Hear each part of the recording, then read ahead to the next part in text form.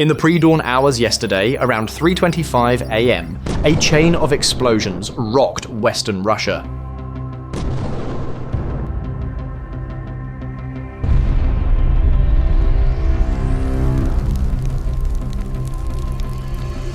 This wasn't a random military site. It struck at the heart of a joint logistics hub. The project, a sprawling infrastructure network, largely backed by Chinese investment and valued at around $9 billion, was meant to be a showpiece, billed as a linchpin of China's Eurasian trade push and a bold symbol of Russia's wartime economic resilience. The facility now reportedly lies in smoldering ruins.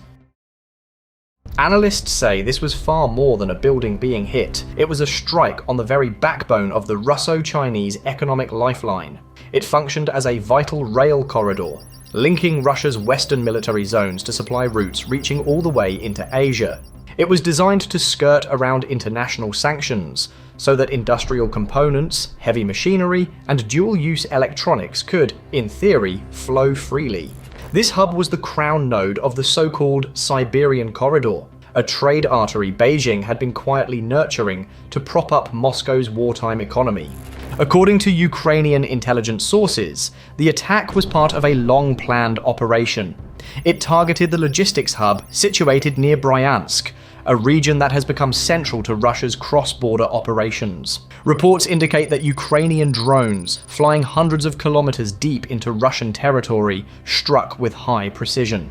Within minutes, warehouses, train depots, and fuel storage facilities were engulfed in flames. Local social media channels shared accounts of the night shift crew scrambling to evacuate as secondary explosions began. Satellite images released hours later showed a blackened scar stretching across several kilometers, confirming the extent of the destruction. To understand the gravity of this event, it is important to examine how this project came to be. Following the first wave of Western sanctions in 2022, Russia found itself increasingly isolated from global supply chains.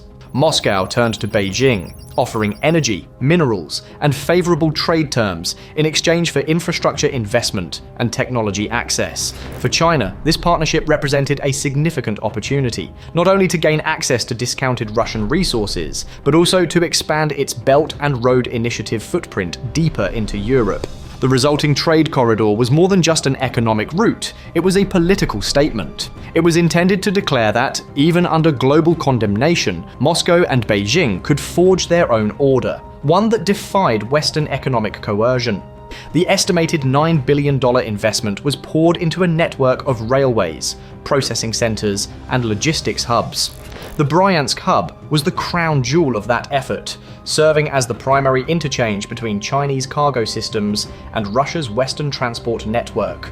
The apparent precision of the strike suggests that Ukraine possessed detailed intelligence on the facility's layout, supply flows, and operational schedule. Analysts believe the timing was not coincidental. Just days earlier, a large shipment of industrial turbines and microchips, both of which could potentially be repurposed for Russian military manufacturing, had reportedly arrived from China and was awaiting distribution. The destruction of that specific cargo alone is speculated to represent a massive financial loss. Beyond the immediate economic damage, the symbolic loss for both Russia and China is staggering. For Moscow, the attack once again exposes the vulnerability of its critical infrastructure, even deep within its own territory. For Beijing, it is a significant diplomatic and financial embarrassment. China had quietly positioned itself as the silent guarantor of Russia's economic survival, maintaining trade flows while publicly promoting neutrality. That delicate balance appears to have been shattered. In the hours following the strike, Russia's initial response was predictable. Official statements from the Kremlin described the explosions as accidents caused by technical malfunctions, or a localized fire caused by drone debris. However, videos circulating on social media soon contradicted this narrative, showing massive fireballs, collapsing hangars, and secondary detonations. In Beijing, the response was muted. The Chinese Foreign Ministry issued a cautious statement expressing concern over the escalation of hostilities, but did not directly mention the facility or its financial implications. Behind the scenes, however, diplomatic channels were reportedly active as both sides attempted to coordinate a narrative and contain the fallout. Within Chinese media circles, reports indicate growing anxiety about the future of Sino-Russian cooperation. For Ukraine, this was more than a tactical victory. It was a clear message. By striking a key node of Chinese investment, Kyiv demonstrated its capacity to disrupt not only Russian logistics, but also the global networks sustaining Moscow's war effort. The intended message seems clear. No alliance, no investment, and no foreign partnership can shield Russia from the consequences of its aggression. The strike also comes at a time when Beijing is already under increasing Western scrutiny for allegedly supporting Russia through indirect channels. The destruction of a high-profile joint facility exposes the risks China faces in maintaining its ambiguous position. While it seeks to benefit economically from Russia's isolation, it must now reckon with the reality that those investments are not immune to the war. This event highlights what analysts describe as Ukraine's evolving strategy. No longer focused solely on defensive operations, Kyiv is methodically dismantling Russia's logistics and economic infrastructure. Each new strike penetrates deeper into Russian territory, targeting not just military objectives, but also the financial arteries that sustain the war. As the precision and range of Ukrainian drones continue to improve, even heavily protected sites like the Bryansk hub are no longer appearing safe. Economically, the loss of the facility will likely reverberate across both nations. For Russia, it means the collapse of a crucial supply chain that connected it to Chinese industrial support. The destroyed materials, turbines, high-capacity batteries, and heavy machinery were reportedly intended for use in rebuilding damaged power grids and maintaining defense production lines. For China, analysts suggest it is a blow to credibility. The project had been backed by several major Chinese state-owned enterprises, and its loss could trigger internal reassessments of ongoing Russian ventures. The attack undermines the message of resilience and self-sufficiency that the Kremlin has worked to project. The destroyed hub was a showcase of Russia's supposed ability to thrive under sanctions. Its loss now paints a different picture, one of dependency and fragility. Russian markets reportedly reacted sharply, with the ruble sliding further against major currencies and transport stocks plummeting. Psychologically, the impact on the Russian populace is unmistakable.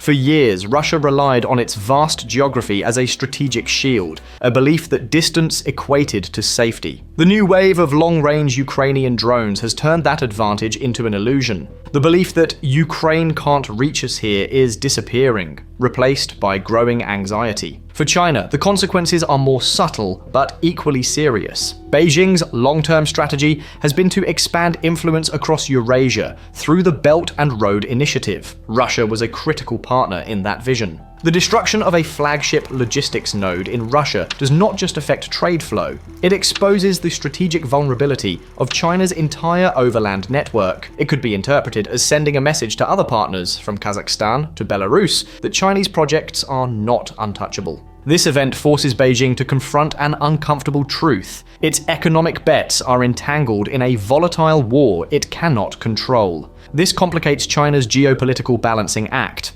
Officially neutral, yet economically aligned with Moscow, China has benefited from discounted Russian resources. But as Ukraine's strikes become more effective, the costs of this alignment rise. Every destroyed asset tied to Chinese interests forces Beijing to choose between tightening its alliance with an increasingly unstable Russia or recalibrating to protect its global image. Western governments were quick to seize on the development. Statements from Washington, London, and Brussels praised Ukraine's strategic success. Analysts in NATO countries pointed out that this strike further tightens the pressure on Moscow's war economy. For months, Western intelligence agencies have tracked Chinese companies supplying dual-use goods to Russia. The destruction of the Bryansk hub disrupts one of the key routes for those supplies, forcing China to reconsider how far it can go without attracting punitive measures. In economic terms, the ripple effects are already visible. Satellite data reportedly shows a sudden halt in cargo movement across several key rail lines connecting Russia to northeastern China.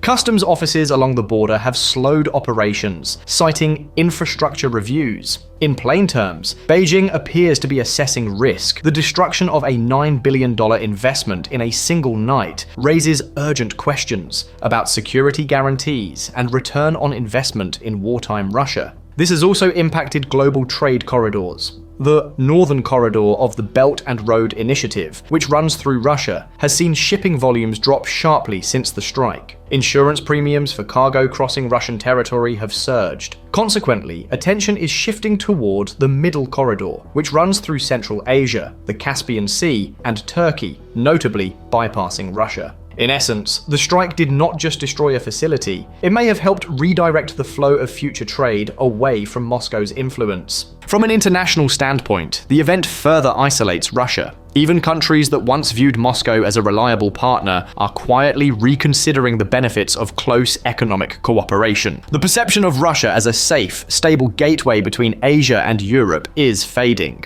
In the grander scope of the war, this event may mark a turning point. It highlights the erosion of Russia's partnerships, the limits of China's protective reach, and the growing confidence of Ukraine's military apparatus. The gamble that once symbolized defiance has now become a cautionary tale. This may be the first major fracture in what was presented as a confident alliance. While public statements may continue to emphasize unity, the private calculations in both capitals are likely shifting. Moscow needs Beijing more than ever, yet Beijing's confidence in Moscow's stability is presumed to be at its lowest point in years. The partnership, built on mutual necessity and opportunism rather than shared conviction, is beginning to show what analysts describe as unmistakable cracks. The incident over Bryansk serves as a powerful illustration that even significant, high-value infrastructure deep within a nation's borders remains vulnerable in modern warfare. It suggests that distance and diplomatic partnerships may no longer offer the guaranteed shield from precision strikes that they once did.